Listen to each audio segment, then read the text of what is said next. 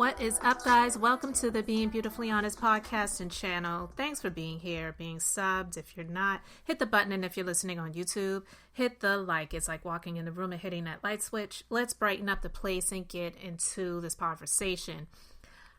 I had to give the Diddy news a break for a minute because it is extremely toxic and draining, and even though it is real life issues, I just can't stay on that stuff for a long period of time. So hats off to and kudos to the people that are doing it, because I just can't. I can't even listen to it all the time, let alone report on it at all times. But I wanted to come back and talk about a few things. So Radar Online is reporting that Sean Combs is facing possible federal grand jury indictment as accusers are preparing to testify. So after the Homeland Security agents raided a few of his properties in Miami and Los Angeles, federal investigators are allegedly preparing to bring him bring the accusers before a federal grand jury as they move towards seeking an indictment. Sources familiar with the probe told CNN that possible witnesses, including multiple women who have filed several lawsuits against him, have already been notified by investigators that they may be brought in to testify before a federal grand jury in New York City as part of a larger investigation. The ongoing Homeland Security Investigations Agency investigation reportedly includes sex trafficking, money laundering, and illegal drug charges. It's much bigger than just the lawsuits. And he has been named in 8 civil lawsuits since November. And insiders say that the majority of the plaintiffs have been interviewed, some of them numerous times, as investigators continue gathering evidence and digging deeper to ensure that a potential indictment would be bulletproof. Now, we can recall when the I Believe I Can Fly singer was on video recorded saying, "It's too late. They should have came after me years ago." It was a while after that happened that he was arrested.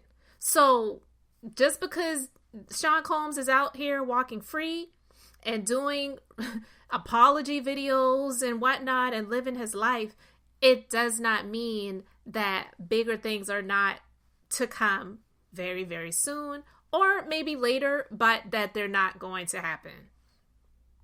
Now, it's also been reported that closer associates of his have actually started to be compliant and cooperating. So, you know how that starts to happen, and how those building blocks that this person who has, what have we seen, been a monster for so long, it just starts to implode, and then before you know it, the building just comes tumbling down. So we're going to see what comes of this, but it's also been reported that Tupac pretty much could not stand Diddy, Sean Combs, and Sean Combs was jealous of the relationship and friendship that Biggie had with Tupac, but Tupac didn't have any respect for Sean. So it's being reported that Sean Combs, having everything that he has had, was envious of the friendly relationship between the two in the years before both of their untimely demise. A lengthy article published by Rolling Stone interviewed dozens of Combs' former friends and colleagues, shining new light on his allegedly abusive behavior over the years. In one anecdote, former Bad Boy partner and president Kirk Burrows said that Combs, 54, felt slighted when Shakur and Biggie became pals. There was someone on the sidelines jealous. He was referring to Combs. Wallace was signed to Bad Boy, while Shakur was signed to the rival Death Row Records. But according to the article, Combs was fond of Shakur and tried to befriend him, and the rapper wanted no part. Pac didn't have any kind of respect for Puff. hip-hop photographer Monique Bunn told the outlet, explaining that he thought of Combs as a, quote, corny executive, end quote, and according to Burroughs, of Wallace as his peer. Bunn said that everything got blown out of proportion after a 1994 incident in which Shakur was shot 5 times in a New York City recording studio, as the rapper thought that Combs and his Bad Boy crew had set him up. Hostility soon grew between Shakur and Wallace, and in September 96, Shakur died in a drive-by shooting in Las Vegas at the age of 25. Less than a year later, Wallace was shot and taken out in LA at the age of 24. Bunn told Rolling Stone that Wallace had plans to leave Bad Boy shortly before his death. I know for a fact because he told me that, she said. Burroughs also told the outlet that Rolling Stone approached Combs after Wallace's death with plans to put him on a cover, but Combs insisted he take the spot instead. I was telling Sean, let's make it Biggie. You still have a chance for a cover in the future. He's like, no, he's dead. I'm putting... It's still disgusting, I'm sorry. He says, no, he's dead. I'm putting out his debut album, No Way Out, in July. I need to be on the cover of Rolling Stone. Burroughs claimed that he said. So Combs is a very selfish, self-centered, egotistical, egomaniacal monster. So I absolutely believe all of what was said in this article. And not only that, Rolling Stone reached out to Biggie's mother about the stuff that's been going on. And she had said some things that she said, make sure you quote me on this. So, Voletta Wallace, mother to the late Notorious B.I.G., says she wants to, quote, slap the daylights out of Diddy. In comments provided to Rolling Stone, Wallace was quoted as saying that she was sick to my stomach, quote, over the numerous allegations against the Bad Boy Records founder. Wallace also said that she was praying for Cassie, adding that she's seen the recently released surveillance footage showing Diddy assaulting her at a Los Angeles hotel in 2016. Quote, she says, I hope that I see Sean one day, and the only thing I want to do is slap the daylights out of him, and you can quote me on that, Wallace told the publication. Because I liked him. I didn't want to believe all the awful things, but I'm so ashamed and embarrassed. Shortly after the footage was made public, Diddy shared the statement on Instagram that he said that he was taking full responsibility for his actions, blah, blah, blah, yada, yada, yada.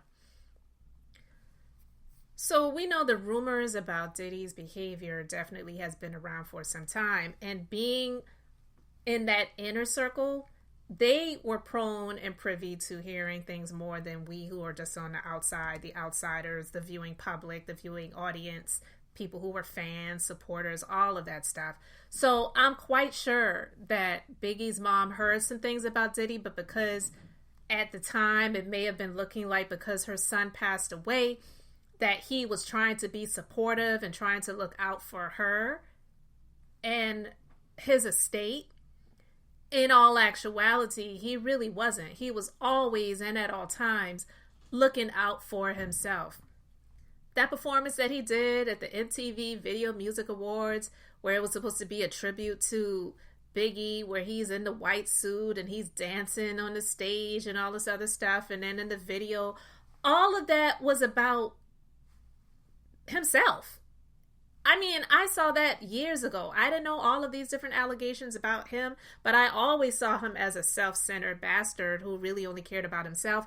And I also had thoughts that Biggie was at probably the pinnacle of his career with Bad Boy Records and probably was looking to leave and either go elsewhere or do some things on his own, independent of, whatever. So looking back on it now, because it was so long ago, it's so crazy that Tupac passed away when he was 25 and Biggie passed away when he was 24. They were adults, but pretty much when you look at it, they were immature adults. They were definitely someone's child or children, but these men did so much in their career, but still didn't really reached the pinnacle or, you know, the heights of what they could have reached had they still been around. And to know, not just think, but to know that Diddy had a hand in those things. And I will say allegedly, but a lot of people are saying that, yeah, he definitely had a hand in those things. It is absolutely disgusting. And so if an indictment is about to come down, I say it's not soon enough. And someone asked me today, and I said it just like this. They said, how do you think, and they named some names. I'm not going to name the names of the people that they asked me about, but they were naming names of some other big time celebrities who were pretty much close with with, you know, Sean Combs in this industry. And, you know, there have been rumors about these people too. And how do you think they're sleeping? I said, I actually hope that they're not sleeping well. I hope they're not sleeping well, because if they were doing just a portion of the things that Diddy is accused of doing, they don't deserve to have peace. They don't deserve to have rest. And Dame Dash, he had some comments about Diddy, and he was asked on web series Chopping It Up about the allegations surrounding Diddy. So it was very disappointing to see that from someone that, again, I considered my peer. Someone that, you know, I've always, because we're the brotherhood of hip-hop, showed a certain degree of respect. But, you know, you can't unsee that. And it's really a shame. And what I think when I see that, number one, I got daughters. Yeah. So, you know, if that were something I were to see happening to my daughter, you know, plus he's dead. You know what I'm saying? And again, I'd go do the time, or I try to figure out how not to have to go do the time, but I don't think I could handle watching another man or any man touching or doing any kind of violence to my daughter. Thanks. And, you know, when I saw the apology, what I wondered is he has daughters. So I'm like, what, if I were to ask him a question, it would be, what would you do if you saw a dude do that to your daughters?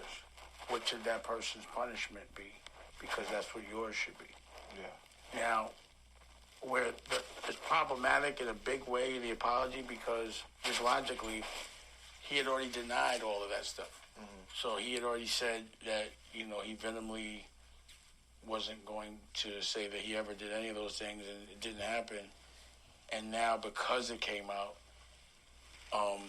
he's saying sorry. But it's like now it's hard to believe anything else that he says, and it's hard not to believe anything that Cassie is accusing or alleging in the lawsuit, because, you know, I think I couldn't fathom ever having that kind of aggression toward a woman, but I thought if he should have said sorry the next day before it came out, not because it came out, and then maybe it could have been looked at a little more genuine. Now, when I see a dude do that to a girl, I think that they must have got abused. And I feel that there must be some real trauma that happened in his life. Because in order for that to be normal to him, to me, it means he must have seen that in his life as a young man, or it was done to him. So I'm just curious to know what has been done to him where that could be considered as normal. But it's sad when you kind of have to not. It's like I've had some really close friends, and, you know, they ended up snitching. And when I find out, I cry, because that's the funeral of our friendship. Mm-hmm. And that would be a person that I really liked as a person and like to hang out with, might have hustled with, whatever. And now I can't really fuck with them at all. They dead to me. So because I have daughters, because, you know, to me, no man should be doing that to a woman. I saw it with my own eyes. It's not alleged. It's like that was almost the death of a respect that I had for him. And I don't see how I could ever get that respect to see him through any other lens than the disrespectful one. But, you know, this is also looking at that. It makes me know that I'm a, like, again, with me, if you want to take me to court and say I've been abusive, it's going to be because I yelled at you. That's it. Yeah. And so you heard what Dame Dash had to say, and listen, a lot of people don't like Dame Dash. I understand. He may have a lot of ways that a lot of people don't care for or respect, and then some people respect him as a business person or whatever. But I will say this, him saying what he said, it didn't sound like he was trying to cover for him in any way, even though he did make mention of a lot of what some people do is, well, I wonder what happened to him when he was growing up. For him to do something like that, he must have been abused himself or whatever. Yeah, those things might be true, but it doesn't excuse the behavior. But I like what he did say, where he was pretty much saying, for me to know that this actually happened and I saw with my own eyes, there's no denying that. That's pretty much the death of any friendship or associationship or whatever we may have had in the past, because I can never get that out of my mind. I saw you do it. You did what you did, and you are who you are, even if you had an effed up childhood that caused you to become the man that you are. Those things don't excuse. There's a lot of people locked up in these prisons that were victims of so many egregious acts growing up, and the courts a lot of the times don't give them any grace, and if they do give them some grace, it doesn't cause them to 100% avoid any type of accountability. It happens every once in a while for some of the privileged, if you get my drift, but yeah, this is a bridge too far. So let me know what you guys think about these things that people had to say, like Dame Dash, what Tupac allegedly thought of Sean Combs, what Biggie's mom had to say about him, and let's just go from there. Guys, thanks so much for being here, liking and subscribing. I'm Beth, just being beautifully honest. So until next time, I wanted to keep it brief, beautiful, and now I'm going to say bye.